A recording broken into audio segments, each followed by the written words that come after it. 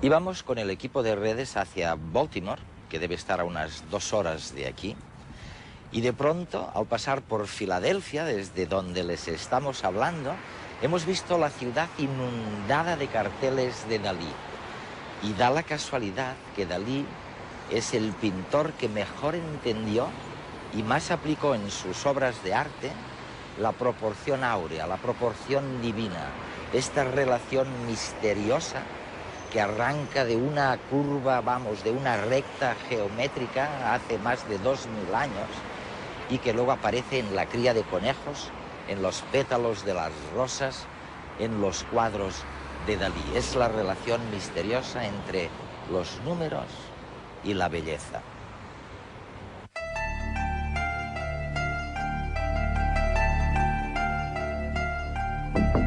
Mario Livio es director del instituto que gestiona el telescopio Hubble. Sus campos de interés abarcan desde los agujeros negros a la formación de planetas. Además, es un fanático del arte y ha publicado libros acerca de la intersección entre arte y ciencia. Mario, les voy a decir algo a los telespectadores. Por supuesto. No estoy muy seguro de que vayan a creerme. Oye, a saber qué dirán si les sugiero que trazando una línea como esta, así, tal y como hizo el inventor de la geometría hace más de 2000 años, y luego creando una proporción aquí, por ejemplo, si les digo a mis telespectadores que esta línea, trazada hace más de 2000 años, Sí. de aquí surge una proporción que luego la encontramos en las galaxias, Sí. en los pétalos de las rosas, en los cuadros e incluso en las pirámides, parece ser. Es sorprendente, ¿verdad? Increíble. Sí, por este motivo mis editores, cuando escribí el libro, hablaron de el número más asombroso del mundo. Es decir, resulta increíble que a partir de algo tan simple como lo que has demostrado que hizo Euclides en el año 300 a.C., se descubriera un número que luego aparece en las plantas, en las galaxias, en la bolsa. Pero eso fue lo que pasó.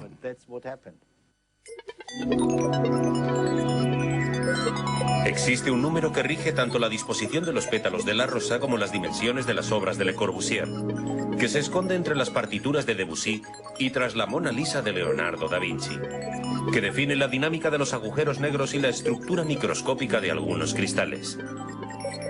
Si quiere saber qué número es, siga las siguientes instrucciones, son muy sencillas. A partir de cualquier número, súmele el siguiente en orden ascendente. Empezaremos, por ejemplo, a partir del 0. Obtendrá una secuencia numérica infinita formada por números cada vez más grandes. ¿Y dónde está ese misterioso número del que hablábamos? Dividiendo cada término entre el anterior. Sorprendentemente encontrará que el resultado de este sencillo cálculo, a medida que lo realiza entre los términos ascendentes de la secuencia, se va aproximando a un número cuyos decimales son infinitos, el número phi.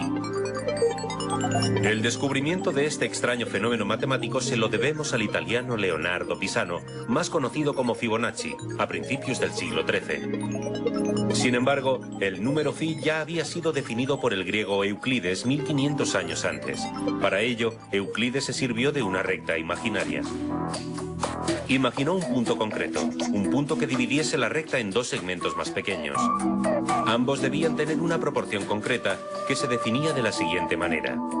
La relación entre el segmento mayor y la recta debía ser la misma que la del segmento menor y el mayor.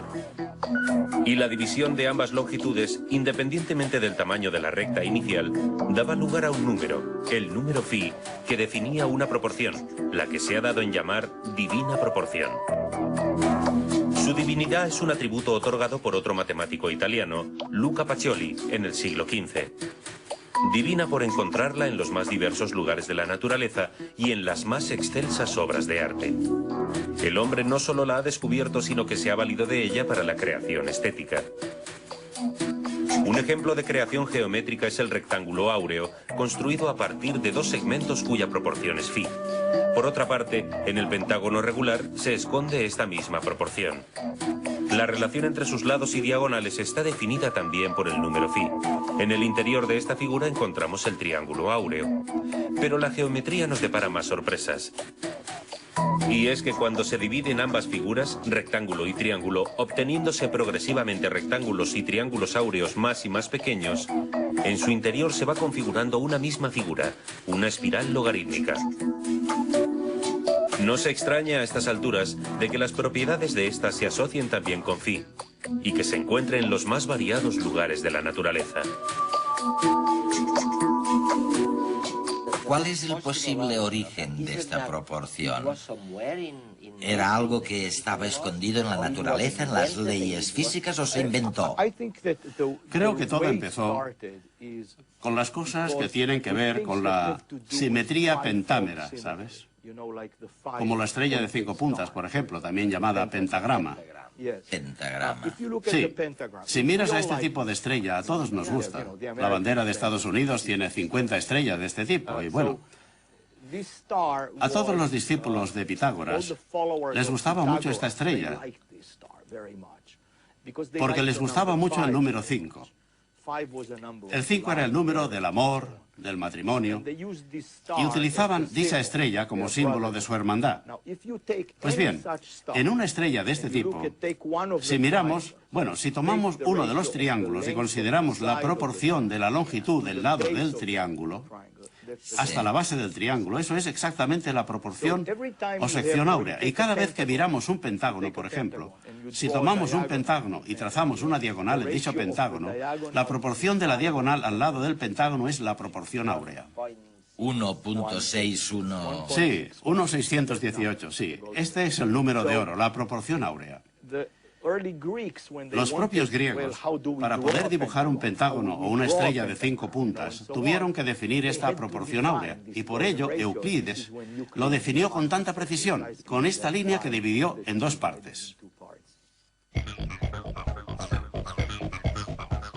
La secuencia de Fibonacci no es solo un fenómeno matemático curioso con el que sorprender a sus amistades.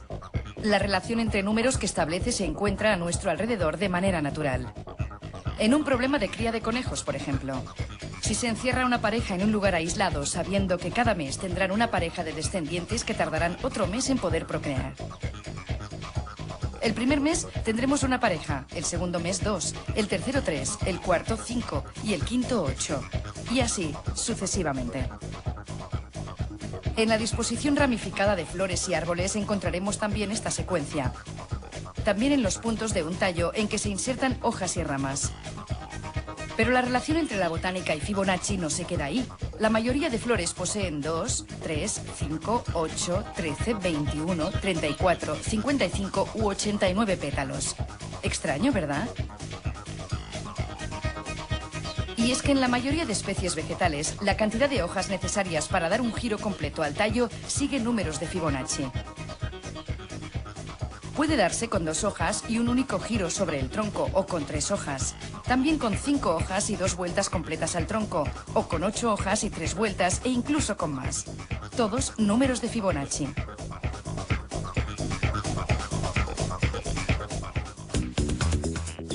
Lo mismo ocurre en la semilla de muchas plantas.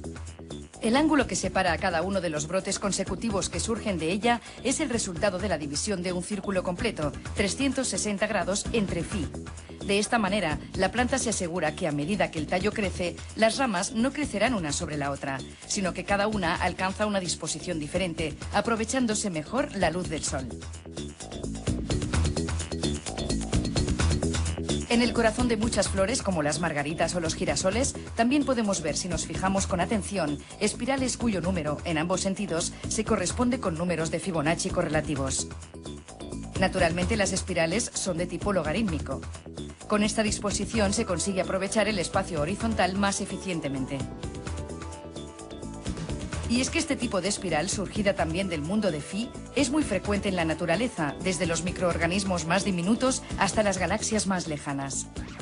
Moluscos, conchas, cuernos de carneros y colmillos de elefantes, huracanes, remolinos y fósiles se configuran así.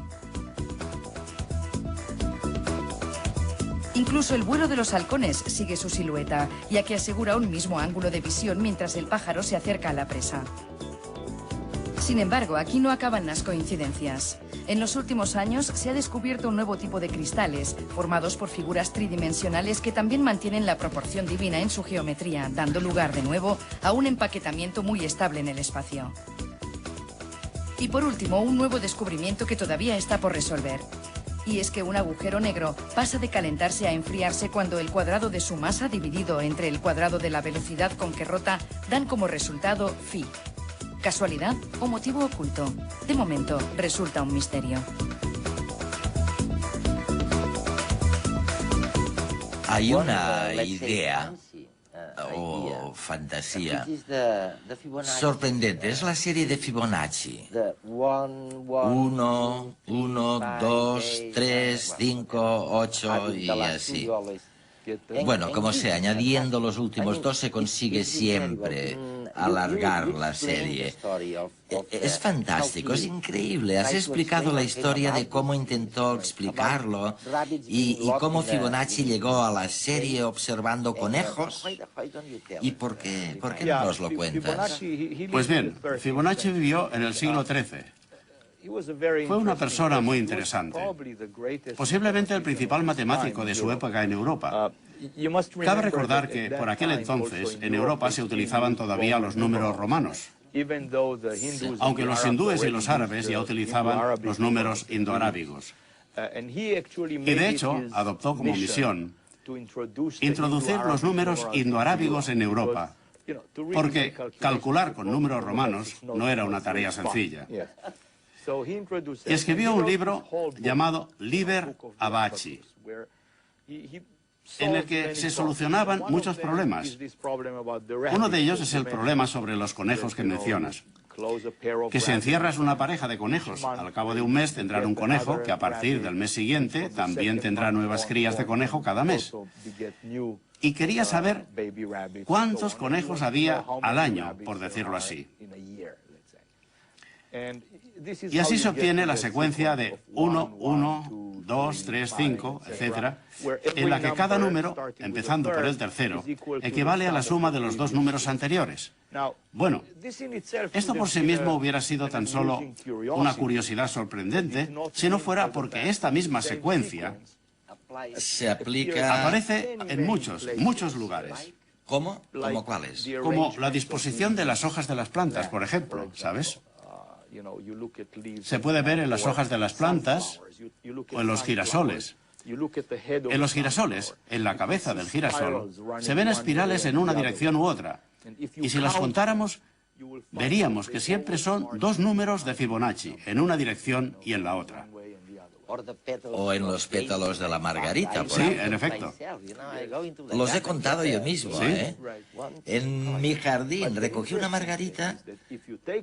Lo más interesante es que si partimos de la secuencia de Fibonacci y avanzamos lo suficiente en la secuencia, la razón de dos números adyacentes, cualesquiera, se acerca más, y más a la proporción áurea.